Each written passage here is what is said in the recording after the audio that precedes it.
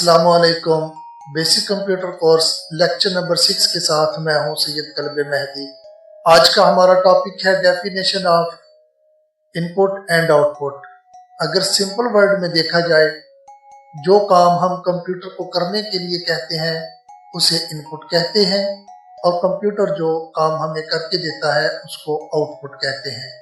کسی فولڈر کو اوپن کرنے کے لیے انٹر کی پریس کرنا یہ ہوگا ان پٹ، اور کمپیوٹر جو ڈسپلے کرے گا یعنی اس فولڈر کو اوپن کرے گا وہ ہوگا کمپیوٹر کا آؤٹ پٹ۔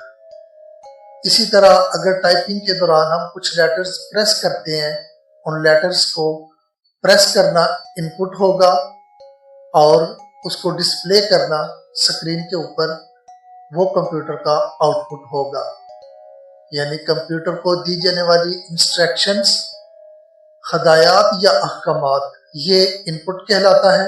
اس کو ڈیٹا کہتے ہیں اور یہ رو فارم میں ہوتا ہے۔ ہماری دی جانے والی انسٹرکشنز، ہدایات یا احکامات کے مطابق جو ریزلٹ کمپیوٹر ہمیں دیتا ہے بیسیکلی وہ انفارمیشن ہوتی ہے جو آؤٹ پٹ کہلواتی ہے، اور یہ ڈیٹا کی منظم اور مرتب صورت ہوتی ہے۔ یعنی output is arrange and organize form of data.